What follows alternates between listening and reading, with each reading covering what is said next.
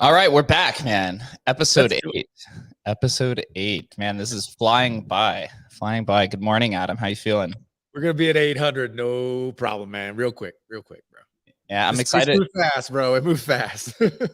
Bro, yeah. Can you believe only 4 weeks ago was when the first Bitcoin punk was vaulted, an Emblem vault. And now today we're about to literally vault 10,000 ordinals in literally probably a few hours. Not much sleep, man. I know our devs were up late last night, basically not even going to sleep, just up all night. Yeah, it's not easy, man. It's gonna be amazing in a couple of years where this is like you can do 10,000 in a second or whatever. But yeah, right now it's a little bit you have to handhold it. Yeah, I mean, half of the projects that even come to us they just want to be involved in ordinals. They don't even know specifically how to do it or what they're doing. So I think handholding is kind of just a slight understatement to what Yeah. it is. Well, I mean, even the whole ordinal space. I mean, we were talking about it nonstop this past week. The speed of innovation that's happening right now, just because of ordinals, is amazing. I've had a lot of devs say, like, look, there's been more innovation in Bitcoin over the last 4 weeks than there were in the previous 5 years. So it's legit. It's really happening, and this is what happens when you get interest and money come into a space, which is fantastic to see. Yeah, somebody put up a Dune Analytics dashboard the other day. So I think the Ordinal community just surpassed, or maybe is closing in on 10,000 unique owners, just like Emblem Vault is as well. We're at 9,800. I'm unsure where. I think Ordinals was at like 9,000 or something last time I checked a few days ago. Wouldn't surprise me, man. I don't know if you've been following the recent news, and then we'll dive into some of the Emblem stuff. This BRC20 thing. Absolutely insane. People creating meme coins on as ordinals. And then Adam and I, we were on a talk with one of the people who run one of the big protocols. And they're telling us that there's like a bunch of different errors that are already within the BRC20 that people are going and minting. And whoever is doing the inscription service for that is cashing out, apparently. There's a lot of degens. Who knew inscribing, fungible tokens inside of an ordinal, right? We're just kind of going back in reverse now at this point. Could be so lucrative. There's ultimate, it's peak FOMO, man, right? It's like, oh my God, I could have inscribed. I mean, every one of us has this, oh my God, I could have inscribed X, right? And so, yeah, there's just the idea that, oh my God, I'm not going to miss this. So I don't know what they had, like 25,000 inscriptions yesterday or some crazy number. I was DMing with people who were like, I got Pepe, or I got, I got Ethereum, people just naming their different coins, and I got this one, I claim this one. It's absolutely bonkers, man. Leonidas, man, tell us what is going on. I think he got pushed down again. Let me Leo's having a little problem. It's so I'll ask Dogfather first, because I know he's been following along with this pretty closely. Dogfather, what's your opinion on the current state of? First of all, did he inscribe Doge, the Doge coin? Hey guys, what's good? No, I was passing out this time. I was inscribing a few sats when this was hot, so I was passing this one, and also the mempool was like crazy full, so you have to push that and push that quite a bit. So I was trying a few other inscriptions with econ mode, and they are now hanging there since 2 days. So you see a lot of things are going on again on the ordinals. And the good thing is you're so busy with ordinals and stuff, you don't see what the crypto market is doing, and this is good, And yeah, and I was doing some research before, so I was a bit busy.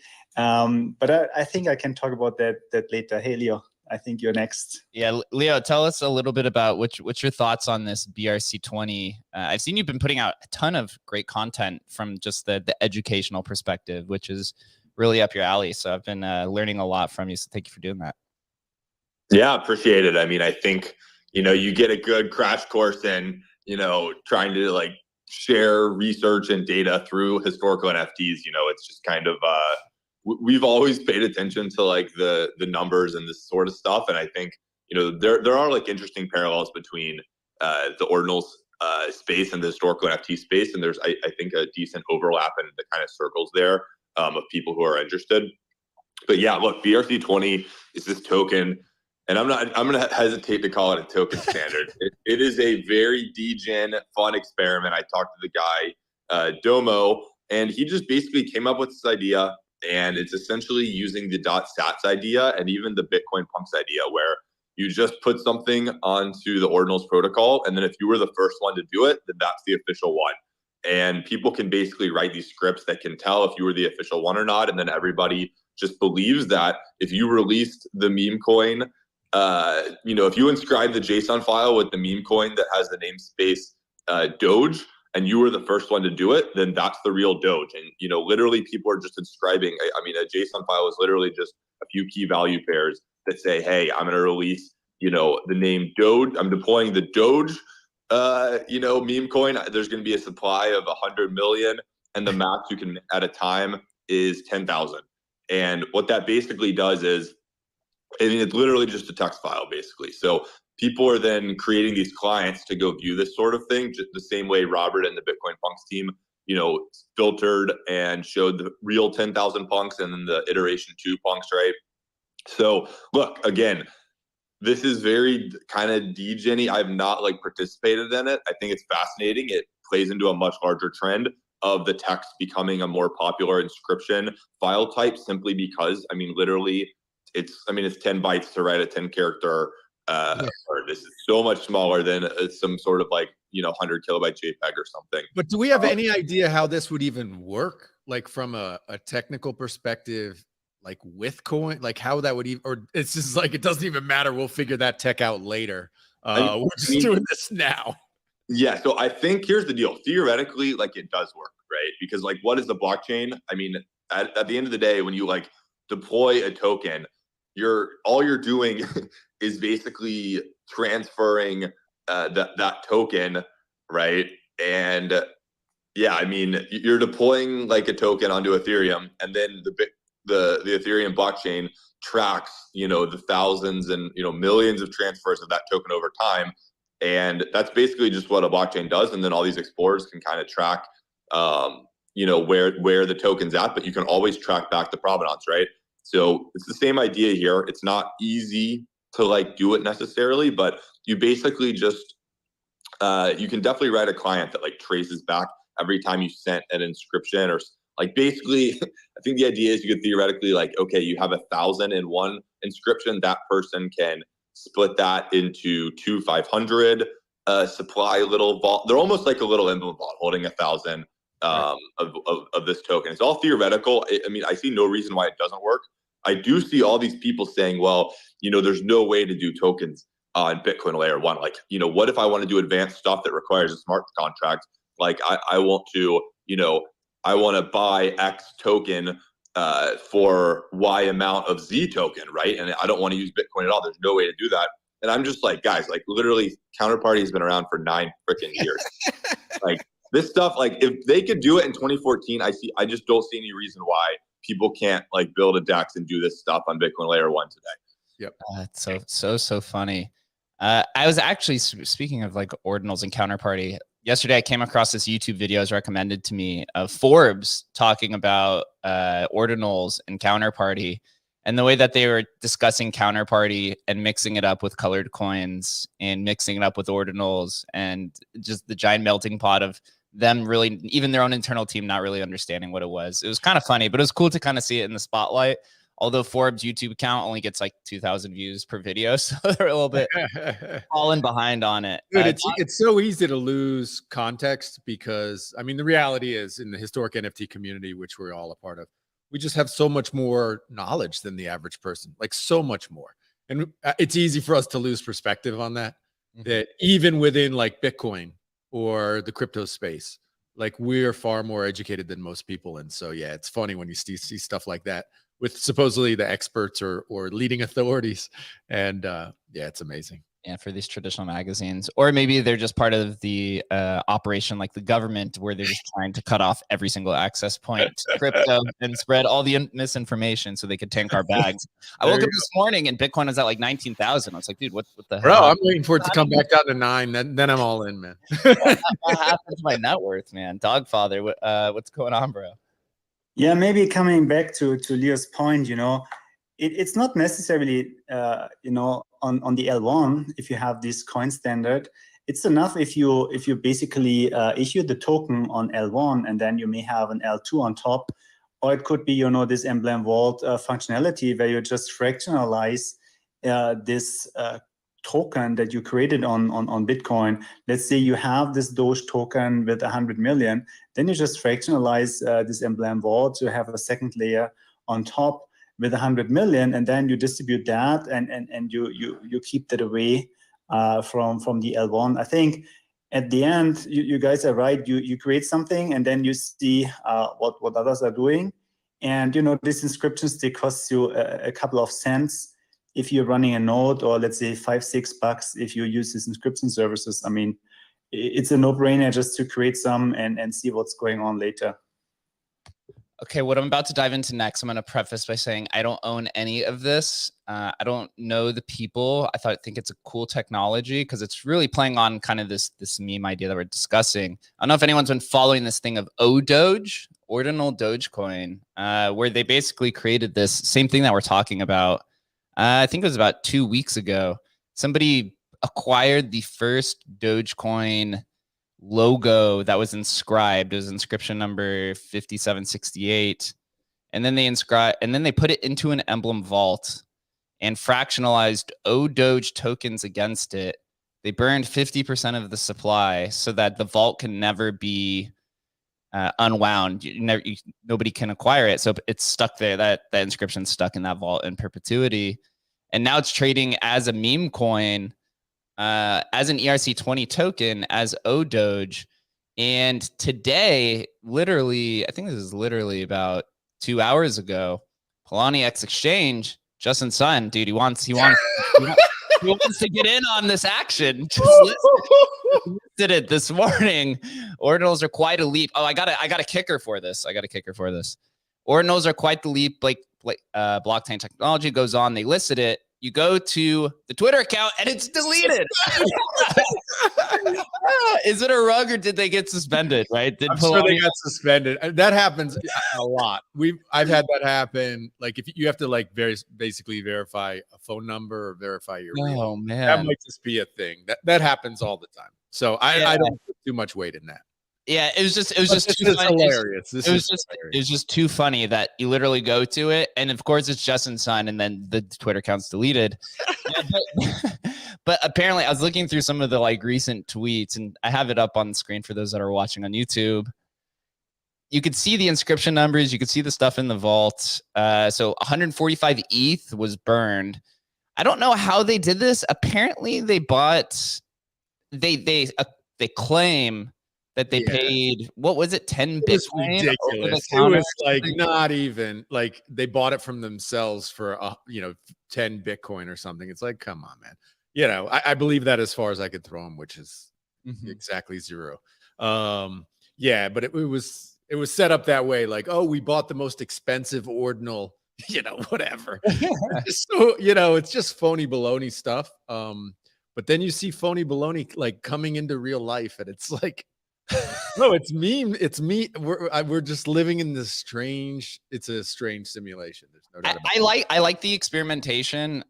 We saw. I think it was Ordinal Artifacts, which is a project, was the first one to go on and fractionalize a SAT. Right, you're taking a SAT, make it even smaller. They took it one step farther with the meme tokenomics, right? And of course, most of those are all pump and dumps. So, like I said, I'm prefacing by saying I don't own any of this. I'm just following it because it's integrated into the Emblem ecosystem. Leo's got his hands up. I'm excited to hear your thoughts on this one. Yeah, so I guess just my first thought here to preface would be, yeah, I mean, ultimately, this is one of those meme coins where, I mean, it's pretty clearly you're just taking two buzzwords and like combining them. And then, I mean, here's the deal. Like, if you understand what it is, I see nothing wrong with it. It's like, it's a gambling device. Like, you try to time the top, you try to sell it, and then basically if you're holding the bag, I mean, literally you can see the 1,000 SHIB tokens that aren't SHIB, and they're literally at $0 essentially, right? Like you literally lost 99.9% of value. So as long as you understand that it's like a slot machine, I see nothing really wrong with it. The problem is like some people treat it like an investment vehicle or something like that. you just have to treat these things what they are. It's like, it's a freaking slot machine. Like, you're going to Vegas, you're pulling slot machine. But yeah, I will kind of share what I know on that sale. So I do always think it's like slightly sketchy when stuff like this happens, because it was they paid into the currency. I'm sure what this situation is the people who created this token, probably held back a large supply, and it looks really bad if they dump it on the market. So they just have this asset that's like it's actually pretty liquid. I looked at you can liquidate it and get your US dollar value in it. The problem is, they're just sitting with all this, so they're looking to ways to spend it that's acceptable. So they decided 10 Bitcoin, it's like $250,000 worth of it. They sent to Brad, who is a Bitcoiner, who Brad was the guy who held this Doge token, and Teddy Bitcoins was the escrow. And I know both these guys, and I don't believe they're affiliated with that team at all. That was the thing that was strange, because Brad is a legit person. Yeah. So I think it's legit. I literally think it's just weird market dynamics where like these guys didn't want to, they're holding probably millions of dollars of this token. They don't want to dump it. So they're going to, I just consider this a marketing stunt. Again, I just don't, if a sub 100 Ordinal is going for, 4 Bitcoin or something, 5 Bitcoin, why would a 5,000 inscription Ordinal of like this Doge necessarily be worth 10 Bitcoin? We haven't seen precedent for people saying, oh, this is this one being worth a ton. So yeah, Brad had messaged me a few days before, and he's like, can you validate that this is the first Doge? And I was like, dude, do you want me to look through the first tell you if this is real? I get that I say I'm like a historian. I get that I try to sound like I do research. I'm not gonna do that. But yeah, look, I guess it panned out, and good. I'd say the real winner here is Brad. Probably, yeah. He got $250,000, and I hope he sold that token. Bro. Yeah, that's all I can really share. But I do believe that it was actually legit. It was just, again, one of these weird fluke market dynamics of this team probably has millions of dollars of a token that they really, hopefully they're being good and not dumping it on the market, right? And this was their way to, I guess, liquidate some. I would have advised buying, maybe you buy a dozen sub 100 inscriptions. Maybe that's a little bit better. But hey, you know what? If you want the 5,000 Doge inscription or whatever, go for it. Dude, degens just want to gamble, and the whole meme economy, man, is just the meme token economy is just absolutely insane, right? It's like the queen dies, and you're like, okay, they're gonna spin up a meme token within 10 seconds, and you look, and it's like dead queen token is now up 3,000%. I think at one point I saw something. This one was up 36,000%. Oh, dude, gambling slot machine. Dogfather, as the OG Doge Party expert, man, it's been in the meme game since the beginning. What's going on? So one thing I know for sure, that first, these Doge things, there are no ordinals at all. I think we all know that right now. It's not Taproot, so it's just using basically what Doge Party is doing and just coin it differently, as Leo was saying. So this is nothing new. And Joe Looney was also talking about that, saying, look, it's 2021 technology, and they're now saying it's ordinals. That's semantics, but it's nothing new. It's not really like ordinals on BTC and LTC. And the other thing is, it's definitely not the first Dogecoin logo on Dogecoin on chain. Just for you guys, I would be very careful investing even a cent into that. Dogfather, I think you're mixing it up a little bit. This Doge is the first Dogecoin on Bitcoin. described on Bitcoin, vaulted, then fractionalized ERC20 tokens against it, and then they're trading that basically just like a meme coin. But we can talk about Dogeanols. Very confusing. I'll be honest with you. Yeah, Dogeanols. Sorry, I thought you were talking about Dogeanols. No, but let's on Doge. Let's dive into the Dogeanols, man. I'm in the Discord. There's a Discord. I could link it after this, where it's like the Litecoin Ordinal devs that are with the Dogeanol devs, and there's already discussion of them trying to. They built a Dogeanol Explorer, but the limitation, I believe, is you can only inscribe like 1,000 kilobytes or something like that. Like you can literally only do pixel art because they don't have SegWit and Taproot.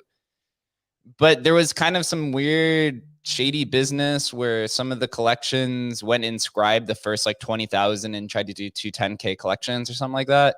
So there's like already people saying like, yeah, we need to fork this this Explorer because it's not showing the first like 20,000 because they kind of like the team kind of like front ran everything or something like that. I don't know. I'm not too much of an expert in that area, but yeah, just be very careful. I mean, will Doginals be a thing in the future? Probably. I mean, it seems like they're trying to make an active push to get SegWit integrated and then Taproot so that you can really start doing some wild things, right?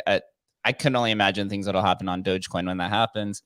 But you have to go through the blockchain protocols, which I think from what I was hearing, in order to even get SegWit proposed is going to take like a few months. Then it has to get passed. And then you have to add Taproot after that, or maybe they package it all as one. So that's still months away from what's happening. But I don't know, Adam, what do you think? It's just really hard to get traction. And it's really hard to get traction, especially if you don't have kind of like this infrastructure built. I mean, I think one of the things that helped, like Ordinals has the whole story, right? It's Bitcoin, right? So this is like, that got the biggest push. But immediately you had like wallets spinning up. Like within a few days, like wallets were started to work. You had this kind of infrastructure built around it. I mean, we've already seen with Litecoin still doesn't have any of that stuff yet. And so who's even talking about Litecoin, right? It's just, without that kind of usability, it's funny because we've had a lot of discussions with Bitcoiners and they're like, it's fine. We don't even need, building. It's like, no, you need this usability to get like people interested. They have to be able to use it and feel comfortable and all these sort of like nice things that we've come to expect on ETH, right? Luckily has come to Bitcoin quickly and has really helped Ordinals kind of expand and grow. But without that kind of functionality on Litecoin and especially Dogecoin is miles away from that, it's going to be darn near impossible for anything to take off, in my view. The Litecoin devs do seem to be pretty active though in that Discord. Of course, Litecoin's been around for such a long time. It's been kind of a ghost chain, but it has Mimblewimble, which I think is kind of the most interesting. The worst name ever, bro. Come on, man. Hey, I will Mimblewimble my way into privacy and have to pay all my transactions. I am all for that. Leonidas, what are your thoughts on Doginals and Litecoin Ordinals? I actually wanted to ask Adam a question here. So I feel like Adam and I are just like super passionate about this topic, but because we've been, I don't know, like not clashing with, but like just seeing this other mentality of like building products that is totally, man, counterintuitive and just bizarre. That was the culture in the Bitcoin ecosystem for many years. So Adam, like, we've been living in Web3 on Ethereum, and we talk about how this is like this product user experience needs to get way better. I mean, totally.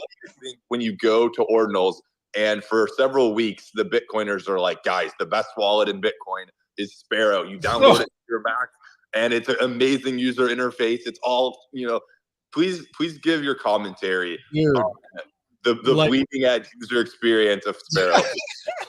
Bro, I mean, it's so funny because like in the ETH ecosystem, we talk about all the time how this infrastructure needs to get 1,000 times better to onboard 1 billion people.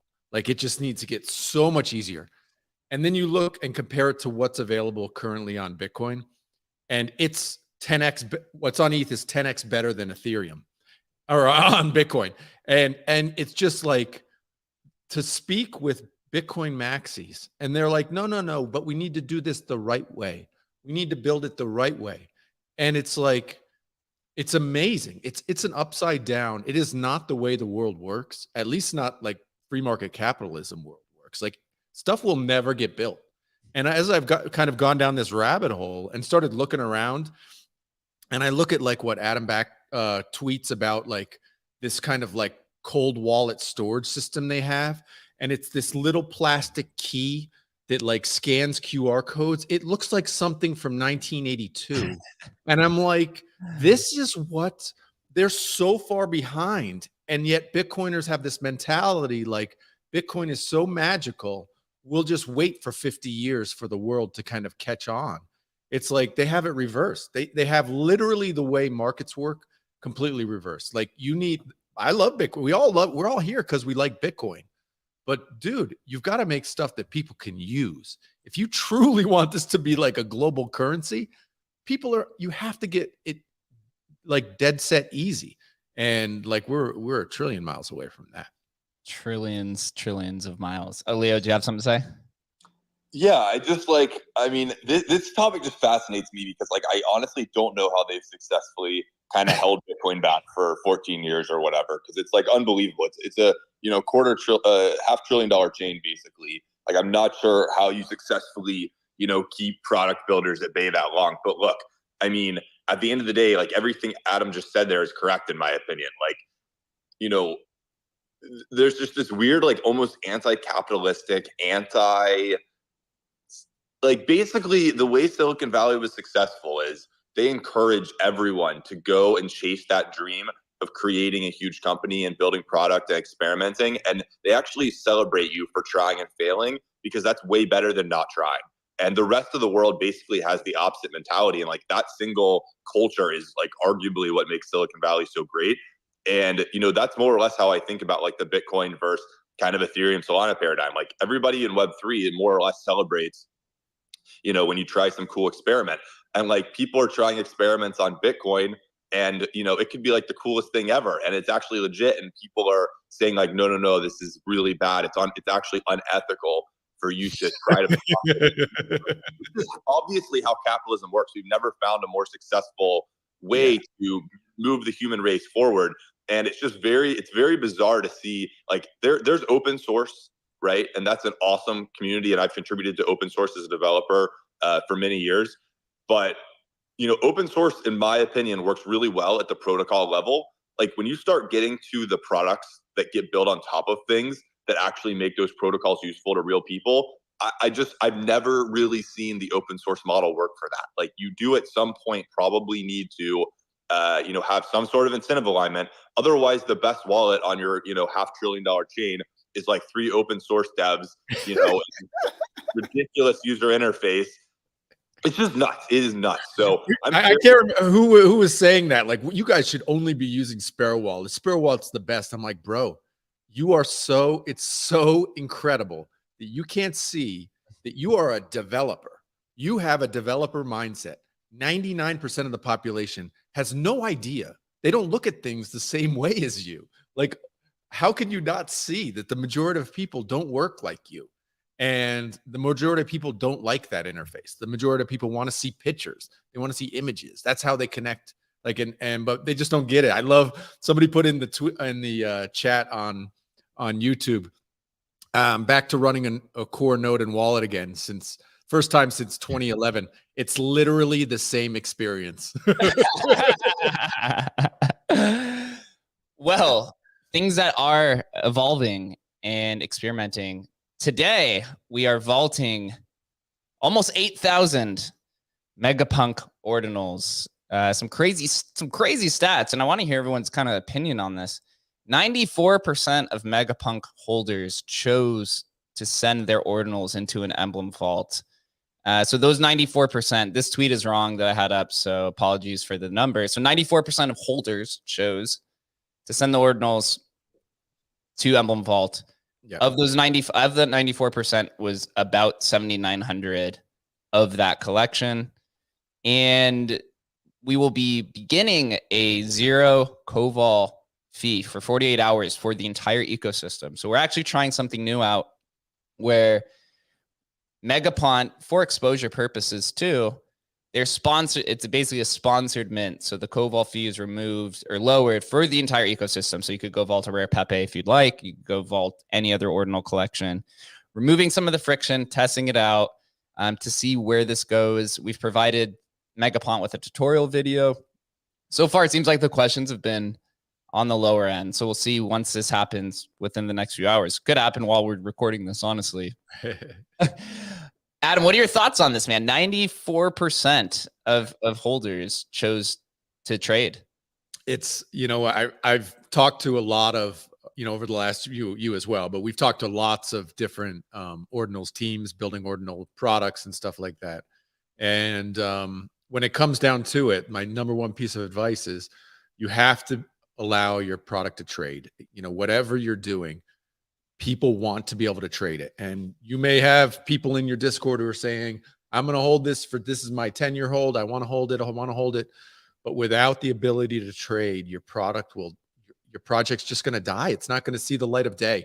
You know, people will lose interest if you can't get exposure. And usually the exposure is through liquidity in the marketplace. And so I think these guys, you know, they were a bit shocked by that number, right? You and I both knew intuitively, look, this was going to be way above 80%. They were thinking it was going to be like 50, 40%. I was like, no, bro, you're totally not the way it works, right? Just because we've seen it. And so, yeah, it aligned pretty much. They had a couple of big, I think, whales who were, you know, Bitcoin native who just wanted to get it as the native ordinal, which is cool, which they made up a big percentage. But the reality is the vast majority of holders were like, nah, ETH is what I want. MegaPunt is claiming, well, I think it's actually some people in the community are claiming that they're claiming this to be the first 10K ordinal collection because it's the first 10K unique collection. The artwork was original. Oh, not a copy. I got you. Like not a copy because there was Bitcoin Punks. I'll jump in really quick, Jake. Yeah. I will say that's not true. Mm-hmm. There was definitely at least one collection that I'm aware of that's 10K before. So just saying. Like, and that's outside of I think on-chain monkeys and punks. There was one after that. Yeah, correct. Yeah, at least one. So just wanted to clarify. Cool. Dogfather, got your opinion. I saw you raised your hand immediately once this topic came up. What's on your mind? Man, I have to say that 90% would be really impressive. You know, I mean, the Bitcoin punks, they're also selling on Emblem Vault and Ordinal's market. They have 38% of verified vaults. So like below 40%. And the I2 punks, it's just 8%. So many are just selling directly on Bitcoin to avoid the vaulting costs. So that would be really impressive. Yeah, it's really hard. I mean, we've seen this too with wrapper situations in the historic NFT community. To get people to take the action itself is really, really hard. Really, really difficult to people to get to buy in, you know, wrap, unwrap, all those sort of things are really difficult. And the nice thing with these guys was that they could do it right from the jump. And so, you know, requiring the person to make a decision, and then the decision, it's not even like they don't have to do anything for that decision to happen. That was the reason we were able to get such a big buy-in. And this collection will be listed on Ordinal's market, which is the aggregator built on top of us immediately. So we've been kind of having this kind of three-way conversation going from all levels, from the, you know, the collection level to the vaulting level to the listing level. But you can trade them on any marketplace. For those that don't know, you could trade them on OpenSea, you can trade it on LooksRare, I think X2Y2, or you can opt. And the reason why people would trade there is because it's a lower fee. You're paying, I think, what, 0.5% royalty, and I think OpenSea still has 0 service fee, right? Or you could go to Ordinal's market, which is a much better curated experience. Like, I'm not gonna lie, it is, but you have to pay their marketplace fee because they gotta stay in operation. So you could go to any of those choices. I'm assuming most are probably going to go to Ordinal's market because of the simplicity. But we've all been working in coordination. I know I've been gotten a lot of questions asking us to do things with Ordinal.market, and like, we're working as a team, like we're working as like a partnership kind of thing, but we do not own them, so we cannot have like the final say on anything that happens over there. But it seems like things have been going pretty well. I mean, they've the volume that's gone through there for like Bitcoin punks, and now Bitcoin punks I2, right? This is something that is quite interesting. I want to bring this up because I tweeted about this. I said, only in the crypto space can scam attempts become official collections. And what I mean with this is, I will explain this. So when Bitcoin punks were first being vaulted on Emblem Vault, what scammers were doing is they were going and inscribing the second and third version of that, and then vaulting it and claiming to be the first Bitcoin punks, right? And a lot of people, unfortunately, you know, lost some money on that, on being tricked.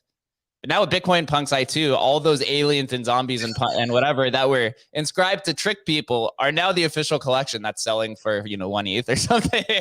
So I just thought it was just quite a funny situation for that to kind of be in. It's literally insane. The rabbit hole of insanity continues. I don't know the company's name. I forget it off the top of my head, but they were allowing, I'm sure you guys saw it. They were enabling, created a system. So legit punk holders, V2 punk holders on ETH could inscribe their punk on Bitcoin. And this was somehow an official version. I'm using air quotes, official version of the real punks on Bitcoin. And I'm like, man, this is a crazy, crazy rabbit hole. The official of the official. What is this? I mean, it's like, I don't know. It's a weird rabbit hole of agreed upon realities, and we'll see where we are in maybe a year from now.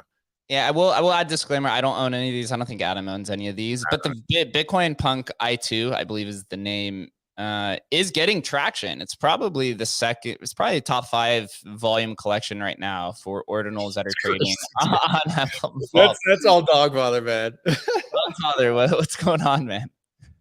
No, I mean, that was beginning as a joke, but I mean, at the end, the fun part is those scammers that vaulted them and were early, they are now the highly thought after I2 punk, because they were early, not just because they're punks or whatever, but they are early. You know, they have low inscription numbers. Sometimes even I think 1/4 of the collection has an inscription number that is lower than the highest inscription number of the first Bitcoin punks. We talk about sub 20K, sub 50K inscriptions, and they're cool just like that, you know. So even though people were not buying the original Bitcoin punks, they still have something that has value because it's now in a collection and it has a low inscription number. So interesting. I just wanted to see, I'm watching here on the YouTube. We have this like top sales of the week, and the first 2 are Bitcoin punks. But then it's interesting. Then we get to this Japanese artist who've mentioned a couple times now on the show, where he's doing these piggies from all over the world. There's basically like one piggy for every country in the world, and these things are like, they're popping off, man. 5 ETH, 4 ETH. It's kind of crazy, but not crazy, right?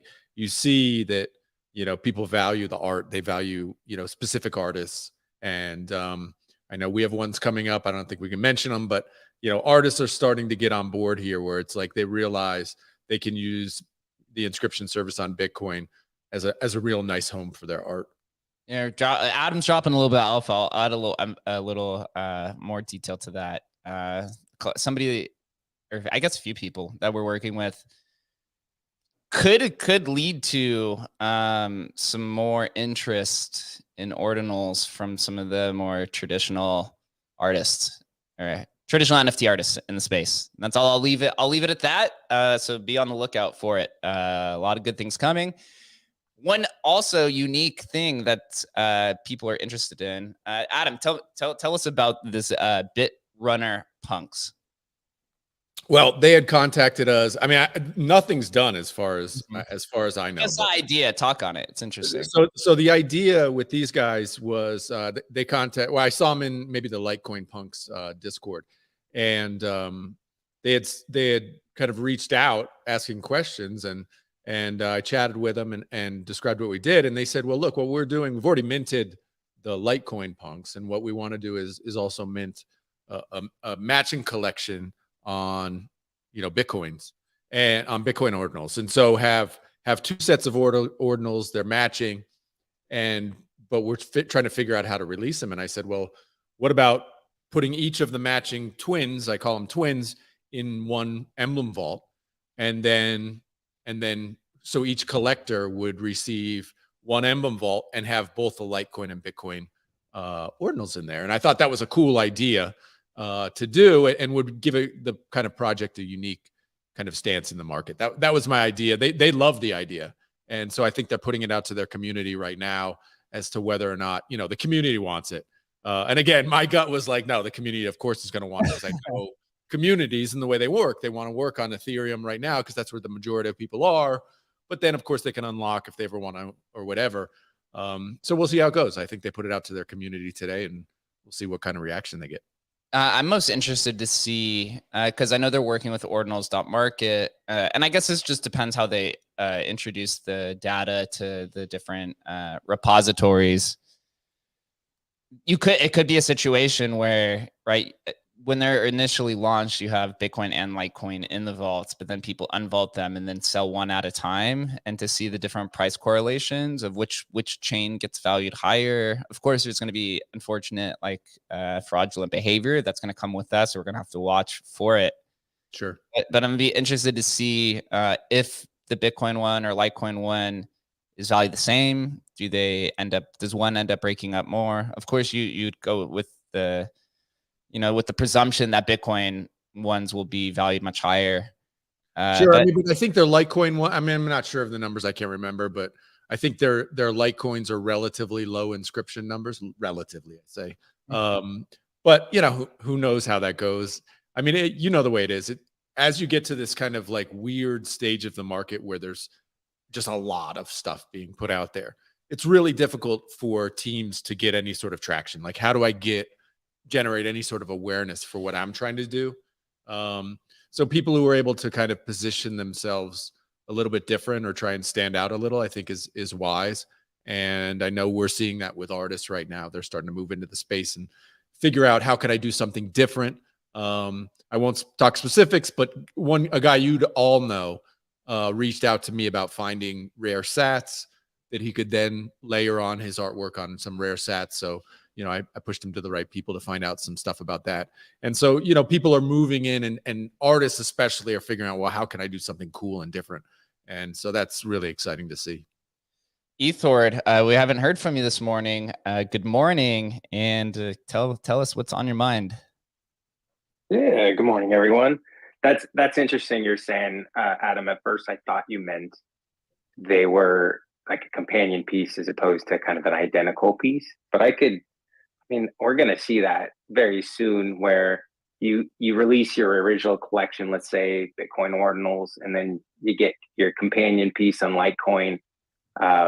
And going back a little further, what we're talking about in the conversation, it only makes sense too that any new collection would want to just auto wrap, if you will, onto Ethereum through Emblem, because it just adds so much value and utility to a collection, the tradability.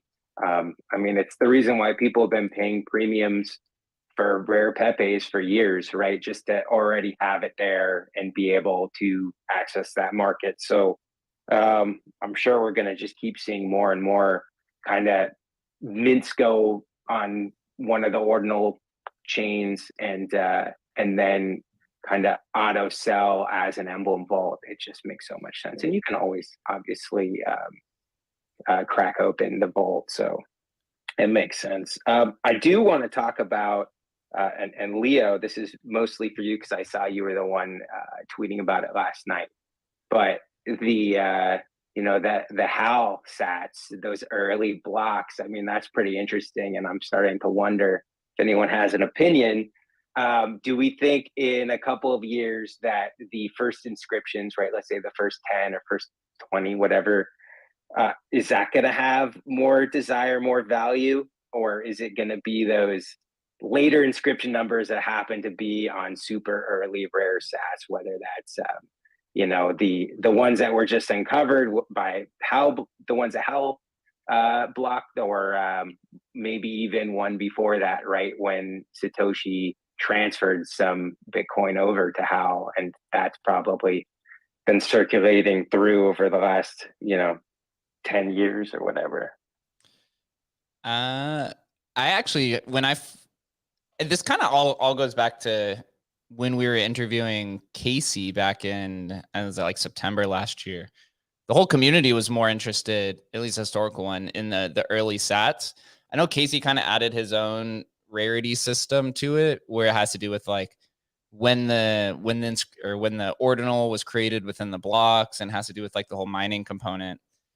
Honestly, it seems like more people are just interested in like the culturally relevant sats more than it is like Casey's rarity system. That's to be determined. This guy Nolish just found, I'll pull it up here in a second, and I'll pass it off to Adam.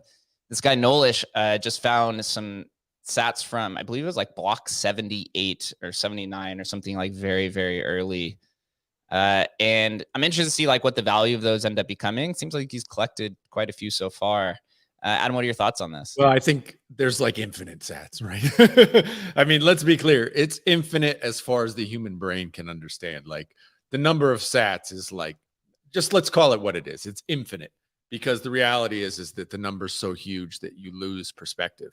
But, you know, that said, you know, I think if people do start adopting like Casey's, you know, first sat of a block type of methodology, okay, that may be something. And I wouldn't put it past people to start thinking that way. And I think if an artist comes and says, hey, these are the first sats of these blocks and these blocks were important or something like that, it'll add some real value to their pieces. Will the sats alone be worth stuff? I mean, only in the sense, I mean, my gut says only in the sense that they could be used for things like this. But that said, there are these outliers. You know, if the first sat ever sent to Hal Finney becomes available, would that be worth tens or hundreds of thousands of dollars? It's possible. Like, I don't push that past people. People love stuff like that, you know? So, but I don't know. Yeah, but the number is huge. Like, it's hard to fathom. The human brain can't really grasp the number of sats that are available. So, like we were talking about that first transaction that was sent from Satoshi himself to Hal Finney, right? I don't know, was it 10 Bitcoin? The number of sats in that transaction alone is beyond the ability of humans. 50 Bitcoin. I have it pulled up here on the screen. Yeah. Bitcoin block 78 was the first block found by Hal Finney. A total of, let's say, 0 BTC were sent in the block, with the average transaction being 0. Hal Finney earned a total reward of 50 Bitcoin. That's because that's what the block rule was at the time. Yeah, so that's his first mine, but we were talking about the first sats that were, or the first Bitcoin ever sent, right? Was kind of, was that right, Leo? Leo, chime in here if I'm wrong, but I think it was block 9. Block 9. Those were minted by, right? Or not minted. They were mined by right here, yep. Satoshi, and then Satoshi sent 10 of those Bitcoin to Hal, right? So those are the first Bitcoin that became like available, because all the ones previous to that are still sitting in Satoshi's wallets, right? So these are the first kind of like moved Bitcoin. So in, you know, they have a lot of kind of historic value, or historic interest, I should say. The Satoshis themselves, you do the math. What is it? 10 Bitcoin times, I don't know. It says 1 billion sats right million. here. 1 billion sats of the 10 Bitcoin right here. Okay. Yep. So we got to, yeah. I'm interested to see, like, it seems like Nolish is kind of doing this like panning service that we were discussing before. It'd be interesting to see if he collects like a percentage of these, like out of the 10 Bitcoin, out of the 1 billion sats, if he somehow managed to get 1 million of them, right? And so he owns 1% of the sats that were in this block 9. What do you think something like that would go for, right? Because you had the underlying value of, right, 1 million sats, whatever that is, of Bitcoin at the time, but then you have this like historical value that's kind of applied to it. I don't know. I keep like hearing in my brain Leo's quote, which is like, get this through your head. Somebody just paid 5 Bitcoin for a Satoshi. Like my brain, it just, you know, that mentality of like, humans are funny, and to try and even guess at the value. You know, again, my gut says right now the value will be the way people use them in interesting ways. And I think that'll be really interesting. But that said, if somebody tracks one of these really unique, where it's like the first of a block or the first Satoshi sent to Hal, like stuff could get crazy when that starts getting like figured out. Yeah. Good. The best analogy that I keep thinking of, I read early on, is it's like having a famous artist draw on a penny, right? It's only worth a penny, but now it could be worth so much more. And then thinking about these, you could go back and say this penny was owned by this president or something, right? And actually be able to confirm it. But it's about, now we're taking in ownership and where that penny has lived in the past, on top of, and what image has some person that you respect drawn on it or signed it or whatever, right? Yep. Yeah, exactly. And along that line of thinking, okay, this was the first penny minted. Okay, that's very interesting to people, right? This was the first penny to ever circulate. that's interesting. Just, yeah, that's the kind of mindset I have right now. It may change. Who knows? Who knows where this stuff goes? But that's my current thought process on it. Okay, guys, I would like to do something interesting we've never done here before. This morning, Chain Left posted a 12-question historical NFT quiz. I don't know if you guys had seen this. It has some basic stuff, has some new stuff. I would like somebody from the audience to come up here and we could quiz them. If anybody's interested, you can request to come on stage and we'll go through all 10 of these questions. And then you could hang out and hang out with us for the rest of the conversation. If no one feels comfortable, then I guarantee everybody's scared of that, man. Nobody likes taking quizzes. What'd you say? We're about to start calling names if people don't come. Yeah, I got no requests. I see a lot of people down there who definitely should be very capable of coming up. So yeah, we're gonna start calling names, guys. Who wants to? Maybe I'll sweeten the pot. Maybe I'll give you whoever comes up. I'll send you an LTC meme, which the current value is 0.2 ETH. Ooh, fantastic, bro. How does that sweeten the pot? No, everyone's still afraid to come up. And they're still chicken. They're still chicken. All you got to do is come up and you win. It's crazy. Man, nobody wants $400. That is crazy. Wow. Oh, all right, we got a request.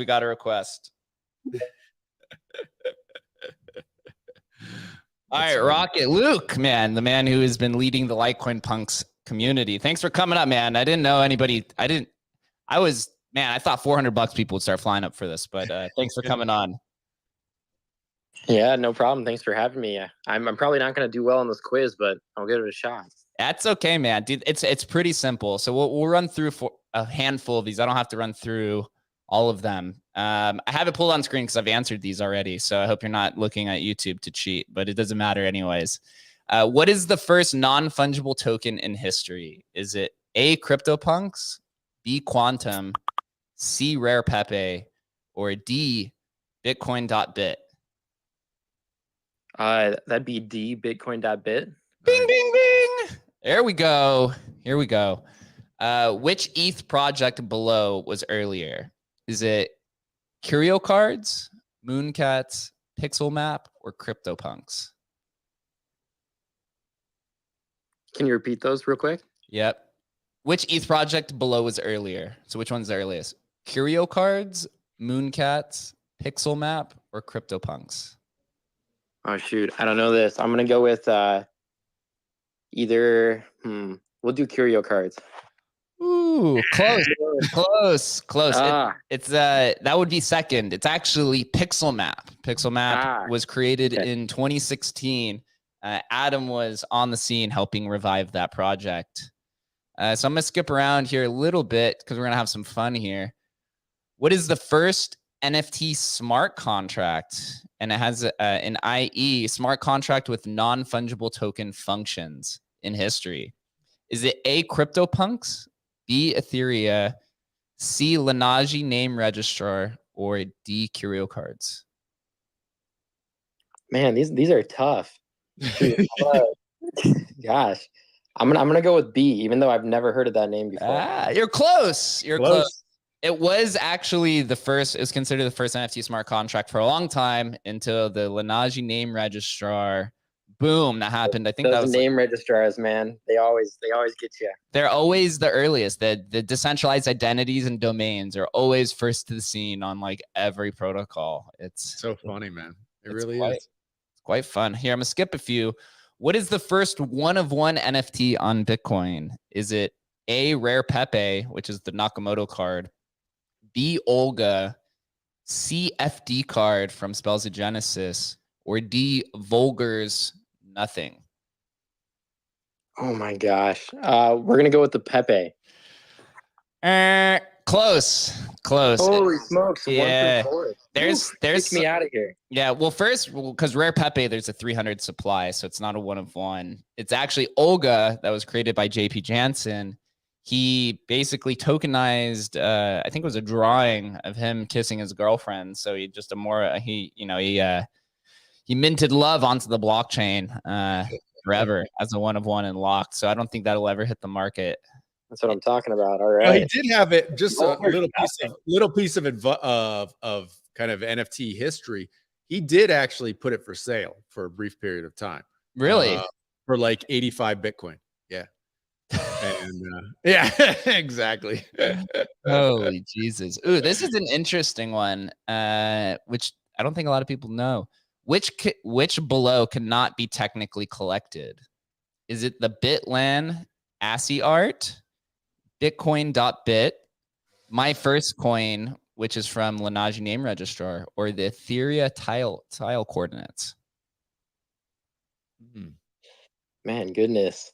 Well, I'm assuming you don't even know what a couple of those things are, man. I don't know. This is like, you got to be a HNFT nerd to know this stuff, man. Yeah. The only one I know is the second one. So I'm going to go with number 3. So My First Coin from Lanaji Name Registrar is actually the first NFT ever on Ethereum that could be collected. So it can be collected. It's actually the Bitlan ASCII art. For those who don't know, Ben Bernanke, who was in charge of what was he in charge of? He was in charge of the Fed at the time in 2008 when the financial crisis happened, and was the one that decided to turn the money printer on, and is the reason why Bitcoin was created. Or at least that's why it was cited, because everyone was getting bailed out. So they inscribed him in ASCII art on the Bitcoin blockchain, which I don't remember the year. I think it was like 2011, 2010. I don't know the specific year, if anyone remembers. But not tradable. Not tradable. It's there, but it's not a token, or it's not something, like an ordinal that you could actually trade. Okay, we got two questions left. I've skipped a few. This one, Rocket's like, get me out of here, bro. You're killing me. I think it means I've been spending too much time on Litecoin. Jeez. This is why people were hesitant to come up and take this quiz, man. This is what's funny is I'm looking at this and I actually got this one wrong. I would have. Which one's this one? Oh man, I don't know how I just overlooked this. But what are the first trading card NFTs? Is it the memes by 6529 on Ethereum? Is it Rare Pepes on Counterparty? Spells of Genesis on Counterparty, or XCP cards on Counterparty? Gosh, well, it's obviously Counterparty, but you're giving me 3 options from Counterparty. So let's see here. We're going to go with Spells of Genesis. Genesis means like the beginning, the start. Mm-hmm. Yep. So let's go with that. I thought that was right. I actually think it's XCP cards, which was created by JP Jansen. But it was like an unofficial collection. I think. Do you know the answer to that, Leo or Adam? I don't know enough to be able to say. I wouldn't consider Spells of Genesis necessarily meme cards. Like, I get that there's like Doge in there. I honestly think of them as like more art and like trying to tell the history of Bitcoin. Mm-hmm. Like, I wouldn't consider like crypto cards to be meme cards either. I don't know. I guess there's like a weird line there on what you'd even consider. What was the question? Was it trading card NFTs? Oh, my bad. No, my brain filled in the blank there. My bad. Yeah, I did too. So just trading cards, wouldn't it be, I guess, spells, but that's a game. I don't know if that's considered trading. Is a game a trading card? I don't know. Honestly, that question's a little bit. Good question. We're thought provoking. And so then this question's actually just an opinion. So I'm curious to hear how do you define historic or historical? Is it A, boundary pusher or first? B, culturally significant? C, anything older than 2021? D, anything older than 2017? I've got D, whatever's in my bags. Ooh. Yeah, I'm with Adam there. But I'm going to have to say it's going to have to be a combo of the first two there. There's got to be like a first mover, but then there also has to be the cultural significance around it. I think those two joint together lead to the significance behind it. Let's go. Luke, thank you for joining, man. After this, send me your ETH address and I will send you an LTC meme, which is in the 900 inscription range on Litecoin. Ooh. So sub 1,000, man. They just sold yesterday for 0.17 ETH. Congrats. So thanks for stepping up, man, and claiming about $400 while all of our bags go to zero, and it just kind of falls apart, dude. Appreciate it. More than welcome to stay up here and join us. Make sure everyone follows Luke. Luke's been leading the Litecoin inscriptions movement with Litecoin punks. He's helped with all of the wallets and securities. He's a good person to follow. So make sure that you guys follow. Can you give us an update on what's up with the wallet situation on Litecoin? Yeah, sure. So right now there's no like light version. When I say light version, LIGHT, not LITE. There's no light version on Litecoin for wallets that hold ords. But currently there's one called Unisats that was doing the .sat names and the BRC20 token things, inscriptions. They're coming out and they're going to be working on a light wallet for Litecoin, so you can have an extension in your browser. It's your keys, so you store your own keys. You don't have to worry about them holding your keys, and it works just like MetaMask, but it's using the SegWit address because that is what Litecoin ordinals are currently using, because we don't really have Taproot over there fully yet. So that's the update for you. So that is in process. They are discussing it / starting to fork it at the moment. So that's what's going on there. Well, man. Beautiful. Yeah, you guys are really putting in a lot of work. I tune into that dev channel every once in a while, and there's active development. So look into Litecoin, man. It's of course they call it the test chain of Bitcoin, but still a thriving community. You still got a ton of whales in there as well. Be quite interesting. Bitcoin Pizza Sats from Nifty Universe and Digivitar says, "What is up on YouTube?" What's up, guys? I think this will be a good transition to the Hoarders Corner. We have a fun topic today, something that I played around with when I was a kid for a long time and collected too. I think I still have some of these. So let's hear it out. Yeah, this Hoarders Corner, a weekly segment that explores the world of physical collecting. And this week we have another fun toy that's been around for almost 70 years, or longer than that, Hot Wheels. So I'd love to hear how many of you up here on stage have some, had some, played with them, went to their friend's house to play because you didn't have them yourself. All that. Let's hear from, first I want to hear from Dogfather. Yeah, we talked about that. My son has 100 plus, a bunch of equipment with loopings and a big garage and all kind of things. And he's building highways with some wooden bricks and really playing a lot with that. So it's a really cool toy.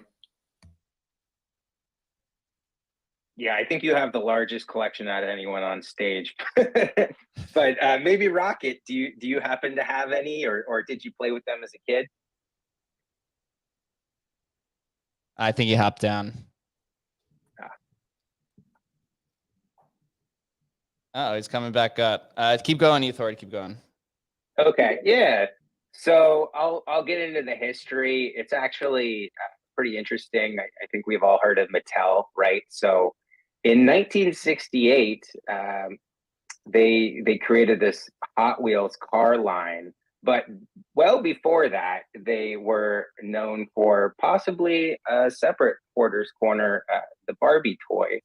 So Mattel was actually founded by a husband and wife duo, Elliot and Ruth Handler. Well, Ruth came up with Barbie, and that was such a big success. Elliot probably was feeling like he needs to pull his weight around here and come up with a $100 million idea himself. So he came up with Hot Wheels, and with the success of muscle cars in the 60s, this obviously took off right away. They had their main distributor was JCPenney, little throwback there for some of you people that used to shop. And they asked JCPenney, how many cars do you initially want us? Should we stock? And the number was so astronomically high that they realized they would have to create a brand new factory, which they did in Hong Kong, just to support the requested amount, because their US factory wouldn't be able to produce that many in such a short time. So it's another one of those, we're seeing this over and over with these successful collections where they start off so hot that the demand is higher than the supply, and they have to do something really quickly to address that. And so the first line that they produced in 1968 is known as the Sweet 16. So there are 16 different cars. And they're also known as the Red Line cars because, and this goes beyond the first 16 in 1968, but for the first several years, all the cars had this red pinstripe circle around the tires. So to this day, the Red Line cars those are the ones you want. Those are the ones that kind of are the OGs, and it's cool when you have a product line that you can kind of draw, like a line in the sand and say, hey, anything that has these red tires are highly sought after by collectors. So jumping forward, decades of success, Mattel eventually pivoted. They realized all the kids that grew up in the 60s, 70s, and 80s are now older. Maybe they have kids themselves and they got a lot more disposable income. So they started making more scarce cars and collector items, and they started numbering their cars. They started producing what's known as treasure hunt cars, which is kind of a cool idea. So you'd have this box of Hot Wheels, and in every couple of boxes, there'd be one super rare called treasure hunt car. And sometimes it would say it on the piece of paper, and sometimes it wouldn't. But it would be super rare and unique and have a very limited supply of, I don't know, maybe like 2,500 that were made of that treasure hunt. So that added later value. But obviously, if you're a true collector, you want those Red Line cars. I'm watching this video I pulled up that you had sent me, people talking about Hot Wheels, man. There are definitely some hoarders in here. And, you can tell the one with the guy is like in his hotel room, obviously like Hot Wheel cars. He's got 8,000 Hot Wheel cars in his hotel room, man. I think the most Hot Wheels I still own, I was a big WWE fan growing up. I used to like camp outside Thomas and Mack in Vegas to like go to the wrestling events and stuff. And I have probably like 100 or 200 like wrestling themed Hot Wheels at my parents' house. I also used to play the video games back on the PC back in the day. It was like one of my favorite computer games. They had a Hot Wheels video game. Yeah, there's a ton. Also, Nifty Universe, I didn't know this actually, just posted on YouTube and said, huge fan of Hot Wheels, even though I'm more of a Matchbox guy. I forgot about Matchbox. Hot Wheels NFTs recently moved from Wax to Flow. So did not know that Hot Wheels NFTs even existed. Yeah, I knew they were on Wax. I didn't know that they recently moved to Flow. That's interesting. Yeah, they've obviously expanded into all forms of entertainment, creating partnerships across the board. I didn't know about them switching over though. Blockchains, I guess, we're not. So it was on Wax, you said, and now it's on Flow. Yep, exactly. Yeah, because Wax is kind of lost narrative, I would say. So maybe that's a smart move, but even Flow, right? But we'll see. We'll see in a couple of years when everything kind of hopefully kicks back up and brings in a lot more people, as it seems to happen. Wait, who's gonna mint their Hot Wheel Ordinal collection, man? Here we go.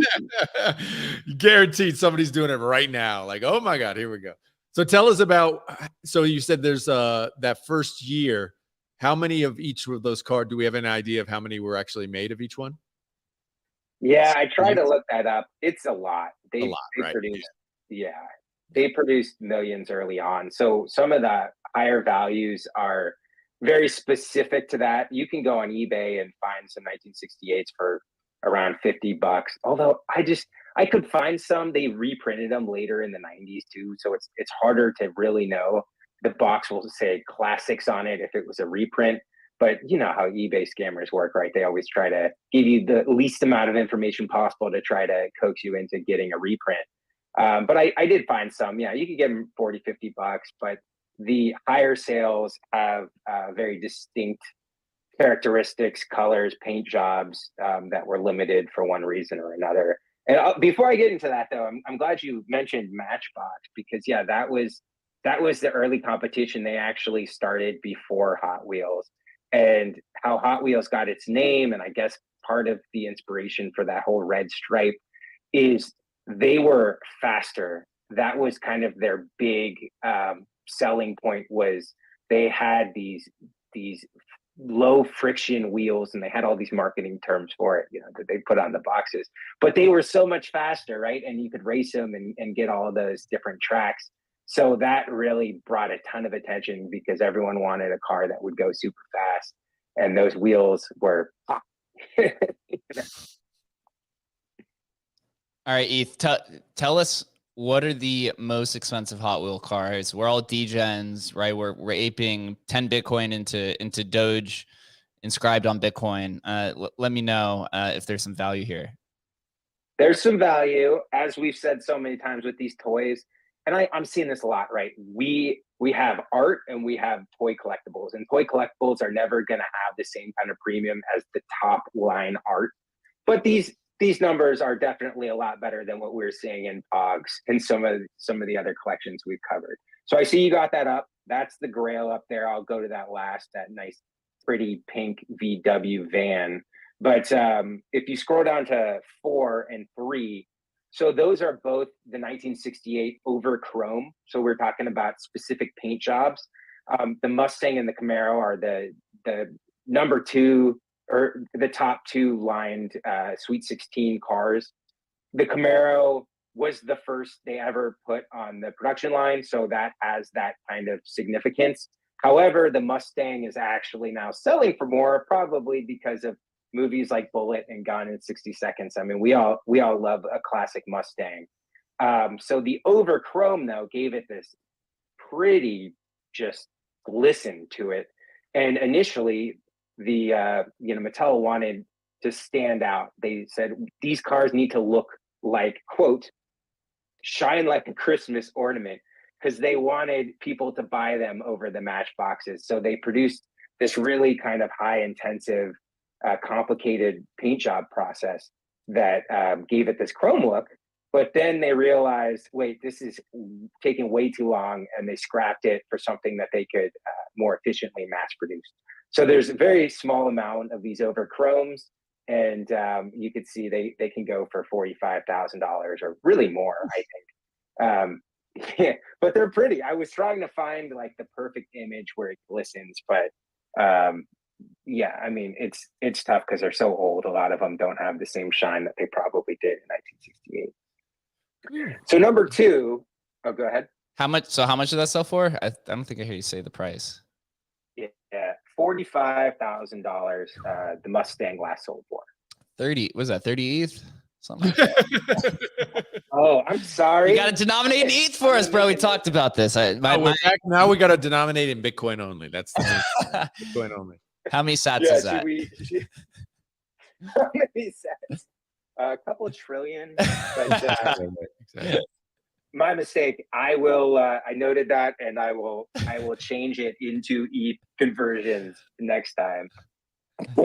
Okay, so number 2. This one's kind of cheating a little bit, but it is pretty awesome looking, right? So in 2008, for their 40-year anniversary, Hot Wheels created this unique one-of-one made out of white gold and diamond encrusted. I guess the raw materials alone are worth more than $140,000, but it's never sold. I'm sure if it ever did sell, it would sell for quite a premium.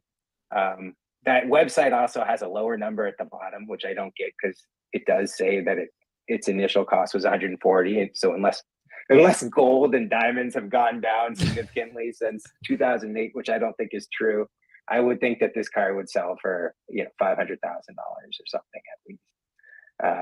And then lastly, we got the Grail, of course. So that's the 1969 pink VW Beach Bomb. Now, I do want to say that, one, we all love the number 69, so I think that's kind of special in its own right. Not to mention, it's a hot pink VW surfer van, which has its own pop culture kind of unity tied with it, and with the Summer of Love in 1969. So there's just so much going for this. But as we've discovered on some other toys, I wouldn't say this is as much of a choking hazard as just a defect in the design. But those surfboards, right, you can stash them in the back. And they thought, oh, that's so cool. And then they realized, wait, that's messing with the car's center of gravity, and it's tipping over on tracks, and you can't race it. So that's kind of silly. So Mattel quickly scrapped the model before it actually went on sale in stores. But as we've seen with Pez and so many others, a few smart workers were like, "Hey, I'll take this prototype home. I'll log this thing in." And yeah, there's various colors, but the pink one is, I think, the rarest, and if not the rarest, definitely the most sought after. I think just because, like I said, it's got that vibe of the summer of love, and yeah. So the last sale for this was 150 grand, but it's likely to just keep going up from there. Oh boy, 100 ETH for the top pink VW bus Hot Wheel. Holy Jesus Christ. That's great, easy math since we dipped so low to straight out 1,500 today. So sad. I'm so sad about that. Ethor, dude, that was an awesome one. Thank you again for educating us on the collectible world. There's so many parallels to it. It's just time and time again. I'd be so scared. Like, where do you keep? I guess you keep it in a box or something in a safe. But geez, it feels like that's the great thing about NFTs. They don't get old, right? They don't you don't have to worry about the paint chipping off of them. It's like those little cars and stuff, man. Ooh, you just got to be so wealthy that it doesn't matter, and you can play around with it and not worry about it. But I'd be terrified. Same thing with like a baseball card, right? Terrified that somebody touch it, something happen, sunlight get to it. I don't know. It's just scary. Every time I go to these NFT conferences, I always see somebody who's trying to tokenize collectibles and represent them as NFTs to create a marketplace. I've seen them do it with like sports jerseys and memorabilia and autographs and stuff. It doesn't seem like any of them have really taken off yet. So It does seem like that's a massive market, though, if you could tokenize the real world collectibles. There's a big movement towards in an Emblem ball. Yeah. No, there is a big when I was at the round table in Dubai, that was a big topic of discussion was what's the best way to tie in physical, and nobody's figured it out yet. Could you imagine the Hot Wheels being tokenized NFTs and then just the Blair farmers just get a hold of that, just manipulating the Hot Wheels price? The issue becomes this you have to have a trusted third party to act as like this middleman, right? And that's really the kind of sticking point to this trust layer where, okay, who are we going to trust? Are we going to trust a Christie's to house these things, or like these startups that we've seen in kind of the sports memorabilia, to vault it and then I can get it back. If I burn the NFT, I can get the physical, so it's a real challenge. I don't know. It may be a while before we have an answer to this.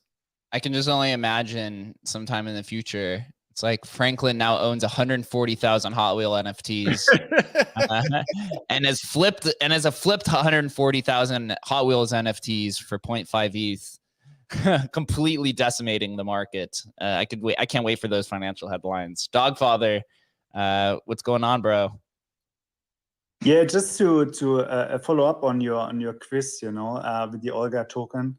I was pinning a tweet for those that are more interested to learn a bit about that, because I think it's a very interesting one, because I mean it was put on on chain, on Bitcoin, using the less advanced counterparty tech at that point in time, on chain in 2015.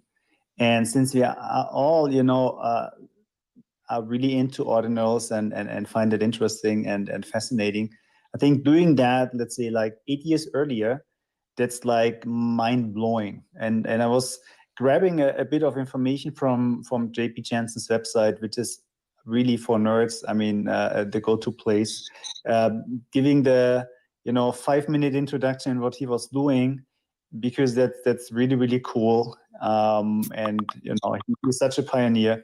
So just putting that over there.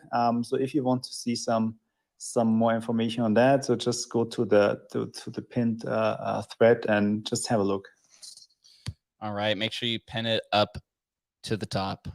Speaking of collectibles, we talked with Carsonated a few weeks about Pepe's, and we had this conversation about the migration of the Pepe culture moving over to Ethereum, which is quite interesting, because now you kind of have the NFT culture migrating to Bitcoin, kind of like it's flipping in a sense. We're now a few weeks into the fake memes and the notable Pepes. I don't know if anyone's been collecting these, But right now there's a clear winner on this. But I personally have been packing my bags with some of the meme ASFs for the fake memes. Notable Pepe's, which is Vincent Van Doe's, I guess, modern take on rare Pepe's. 250,000 total items, 3,000, almost 4,000 total volumes traded, 10,000 unique owners, and the most expensive card is the not Amoto. I think it was Pepe Nardo is the one that created it, sitting at 2.25 ETH. Pepe checks at the least end, which is basically his equivalent of Pepe Cash, which is just kind of like the underlying currency. And then you have Pepe Checks, which is like the card that you have to buy to put a card, or it's the NFT you have to buy to burn to then put a NFT into the collection, is at 0.5 ETH, down from 2 ETH. I like the artwork. The funniest one I found on here is this one that's called Redacted Pepe. I like that they're playing these like mental games. It's very Pepe. So there was 2 cards that were taken down by a DMCA because they were, their Pepe's are just the original derivative. They just make our derivative of pretty much anything in the real world. I forget what the card was, but they made a derivative of some like logo, and it was DMCA'd. And so then literally the next card was by Robness, and it's an IP takedown request. Robness DMCA'd it and turned it into a meme and turned it into a card. The most Robness thing ever is and because he's like a trash artist and stuff, but he was the one that issued it. It's quite funny because you can see here submitted in 2023. And so they're playing all kinds of different games on this. And I might have got a little bit of that wrong, but because I was following the story through Twitter, but just quite funny how they're playing these like mind games with it. Adam, what are your thoughts on the notable Pepes and some of the big Pepe artists getting in this between Pepe Nardo and Robness and etc.? It's too much for me to keep track of. My brain's literally on fire. I literally, the whole rares, and we went down this rabbit hole. What was it? I guess it's a few weeks ago now, right? Yeah. I'm amazed by the volume they've had. It's incredible. But I hold none. I just couldn't. I couldn't. I mean, I know you were giving me the alpha, bro. And I was like, bro, I can't. I just can't. I can't do it, man. My brain couldn't take it. Maybe somebody else went down the rabbit hole and figured this out. I definitely did not. Leo, did you have any action here? Did you get in on the rares, the fake rares? No action. I do just think there's like an interesting parallel where at the same time, the kind of like IP native to Bitcoin Pepe's was being minted and accepted by people on like Ethereum, right? Not vaulted, but like literally like it's okay now to like be one of the kind of OGs and mint on Ethereum. At the same time that's happening, the punks are being minted on Bitcoin, not, again, not necessarily vaulted, but minted. And it's just like another interesting kind of narrative that I think plays into what y'all believe, which is like, cross-chain, multi-chain future. I mean, this is kind of a moment here where that's like, the last few holdouts maybe who would have been kind of against that are seeming to be okay with it, right? And ultimately, we're going to be using wallets that probably work with multiple chains and holding assets across multiple chains. And this weird period of like, I'm only this chain, I think that's starting to kind of go away. And these OGs on both sides of this, being cool with owning a punk on Bitcoin, that's like, obviously, I mean, it is literally a remint, and owning a Pepe on Ethereum, which, you would have assumed 2 years ago would have been like sacrilegious to mint. I think it's just an interesting phenomenon where the culture is evolving, and it's okay to mint on other chains now. And I think that's just a positive thing. And I think it just kind of continues to validate Emblem Vault's thesis on all this. Let's go. Love to hear it. The Pepe culture has always been the forward-thinking ones. They're always very ahead of it. They kind of set the direction for everything. Very, very powerful because that community is just so inclusive of so many different personalities. Just hearing all those old stories from back in the day is, it's quite hilarious. But I'm going to move over now to fake memes. As you can see, not nearly doing as well as notable Pepes. Of course, they don't have the influencers.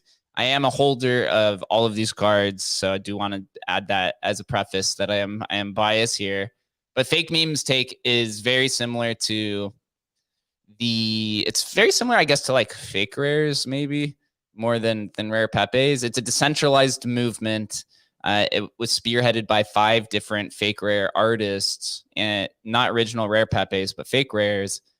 I guess Skrilla was part of it. So there was one original Pepe artist, and it came together very naturally of kind of just like making fun of 6529's the memes.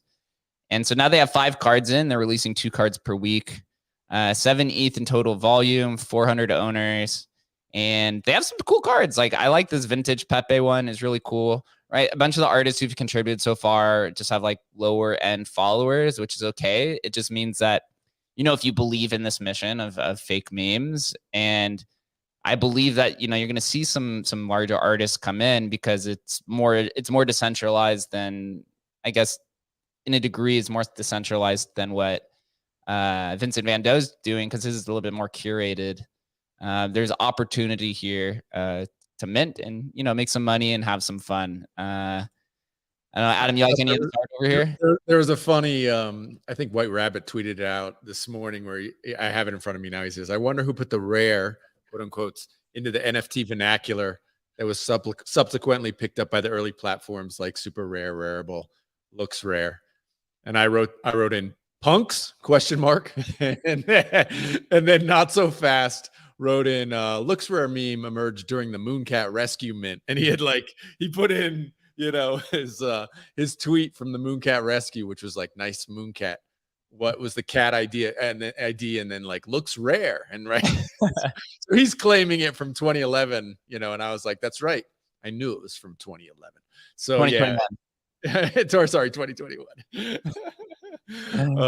It's as you said, man, it's Pepe's all the way down, man. It's never gonna end, dude. It's like, I've been thinking that Joe Looney put a good tweet out recently, talking about how NFTs NFTs are the value or the store value, and then memes are the currency of this of this new paradigm. It's interesting to like look, and I've been kind of just like doing my own research.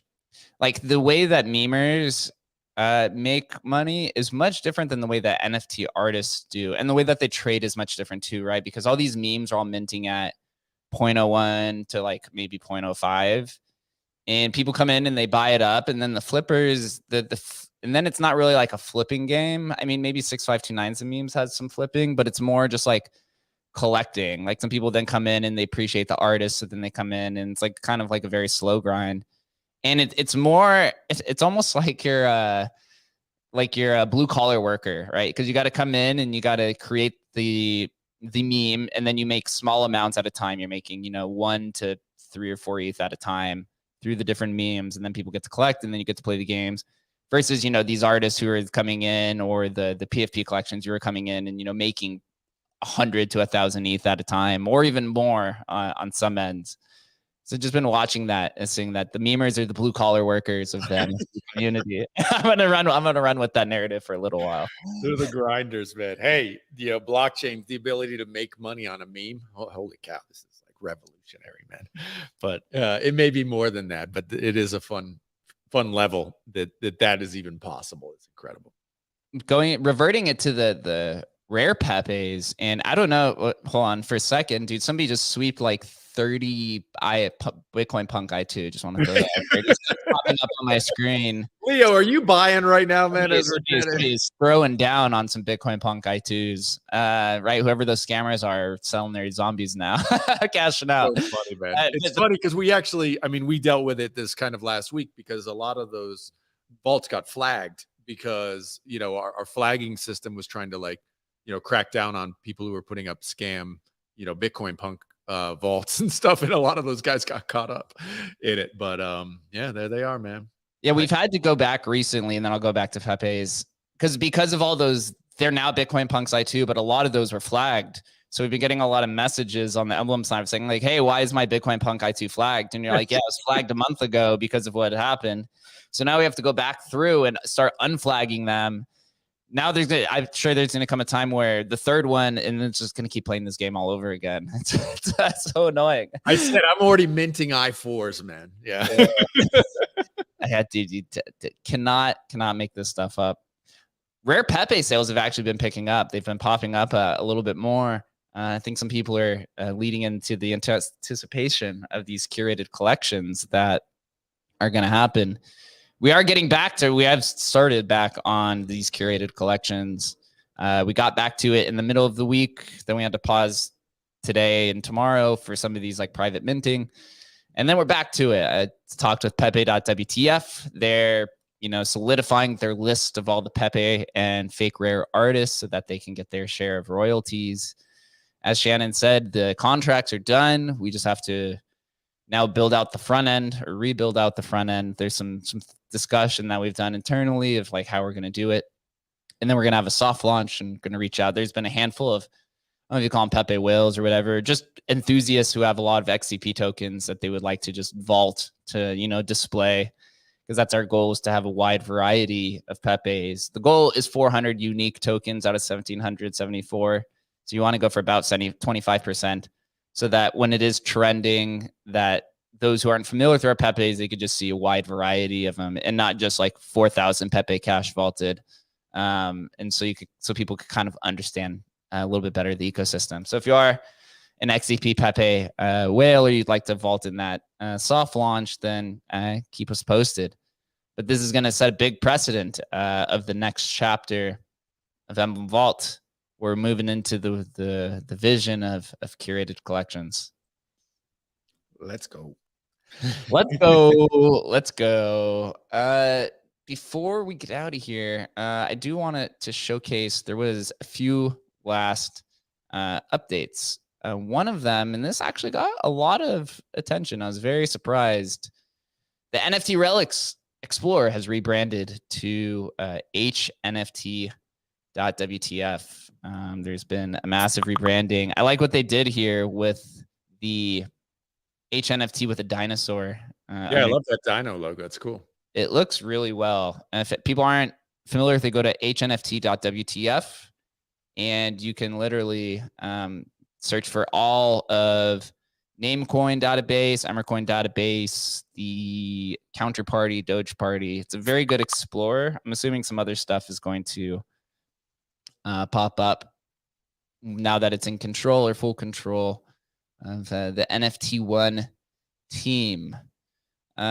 Few last updates. If you go to ordinals.market, they also added something new where they are now tying in Bitcoin native assets, and then they're putting an option to where you can vault it directly through their interface. I have it pulled up here. Pretty cool. It just says you cannot purchase or place bids on this inscription because it hasn't been vaulted. Then it says vault item, and then they wrote a whole guide for it. So I don't have any stats on if it's been effective or not. I assume that this is a much better thing than not, at least for the Emblem team and for Ordinals.market, to get things sold. We'll be interested to see where that goes. We've also been working with some other teams and discussing other teams on how we can start creating more vertical stacks.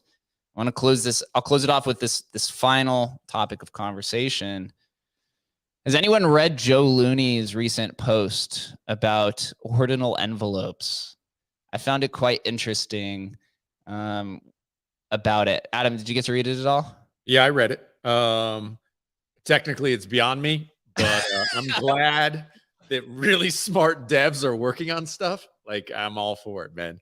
But yeah, it's a little beyond me. I'm not exactly sure what the heck it means, other than, this ability to kind of bring items onto as ordinals, or bring it kind of a connection point between Counterparty and ordinals. And I think anything that moves in that direction is I'm for it.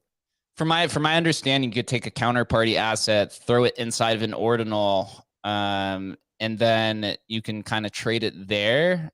But then there's also this like way of burning where in order to pull the Counterparty asset back out, you have to like burn that individual sat forever. So it adds like another deflationary aspect to Bitcoin. Right now Bitcoin's got their own ultrasound money. I don't know. I mean, and by burning, it's like you're sending it to a known burn address. I'm not exactly sure like how that would work. Yeah, they're working on it, and I'm glad they're working on it. I know, our main dev, Shannon's in touch with Joe, and they're working together, and it's kind of like this agreed upon standard, and if they can get it working, sounds amazing, right? Anything that Joe Looney touches is turns into gold, man, or I guess turns into green. In his sense, that man is a very, very smart guy. Sherry says, where is Shannon? Shannon does not ever come on to the show on Friday. Shannon is building. Sorry, Sherry. You missed Shannon on Monday on a different show. Shannon, I think, has been up for 48 hours straight right now. So yeah, he's building hard. I want to hear Leo's opinion on it, though. Leo, did you read the Joe Looney ordinal envelope proposal? Right, it's a proposal. Yeah. So I'm going to be honest. I saw the tweet. I scanned in like 15 seconds. So I'm honestly not I'm not prepared to talk about this. But my take, the crux of this would be, and I would just need to dig into it more to really have a formal opinion. But the on-chain provenance of that token, I'm not based on what I saw, I'm that's the question that matters to me a lot. Is this the same as maybe the kind of debates around whether a Namecoin asset is the same token provenance or not? And basically people want to see strong on-chain provenance. So whatever you believe the token to be, if you somehow burn that token and remint it or assign value via social consensus to that provenance moving to another token, even if it's on the same chain, that is a really interesting question. So I don't know how much social consensus there is around accepting that maybe a token is changing. I just don't, my understanding is because an ordinal is inscribed onto a sat and that sat is the token, and that's just not how counterparty works. I'm not sure what exactly would be going on that would allow you to take a rare Pepe token, whatever you consider that token to be, and move it to a sat. I'm just not sure if that's solid on-chain provenance, and we'd probably need Joe to really dig into this more. Yeah, man, just reading it again, also above me. But I had talked with Adam about it, and we talked with the team about what the possibilities are. So we'll see. I mean, they've been diving hardcore into ordinals. Right there, he tied the ordinal storage into you can use store the image on as an ordinal for a counterparty asset. Yeah. Oh my God, I'm getting blown up by the Slack channel. The MegaPunks team and Ordinals market. All right, I'm gonna have to close this, guys. I'm getting absolutely destroyed right now. You hear the bubble. You got to learn to turn off your notifications, man. It's when you first get on Slack, I don't know what it is, but it's auto set to on your notifications, and it's bing, bing, boom, boom. Yeah, I hear your bubble notifications going off. Yeah, dude. It was small, and I was trying to ignore it, and I can't ignore it. Yeah, I guess we have 10,000 ordinals to vault here, right? So kind of a big day. So we're gonna close it up here. But Adam, any final words? Amazing, another amazing week for Ordinals community, and actually for the Bitcoin community. I mean, this is, even though the Bitcoin maxis are fighting against it and maybe not happy with it, and they don't care about it. This actually, in my view, really, really strengthens. This is a huge win for Bitcoin. So I think we're all happy about that. Absolutely. Any other final words from everybody on stage? Thanks for coming on. At risk of making us go, I'm just kidding. No, guys, go get to work. I'm sure this is really exciting stuff. I can't wait to see.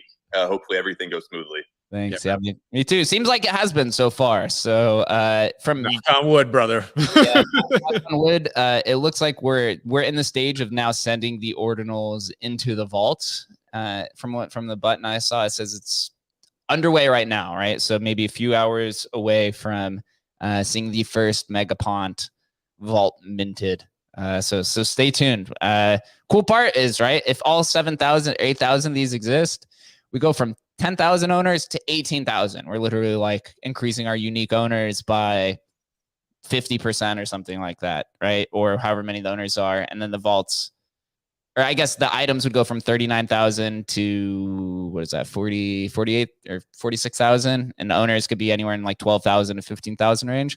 That puts Emblem Vault Legacy Collection as one of the top unique owner collections in the entire industry. So big thing ahead of us. Thanks everybody, and we will see you next time. See you next week, guys. Hey, take care.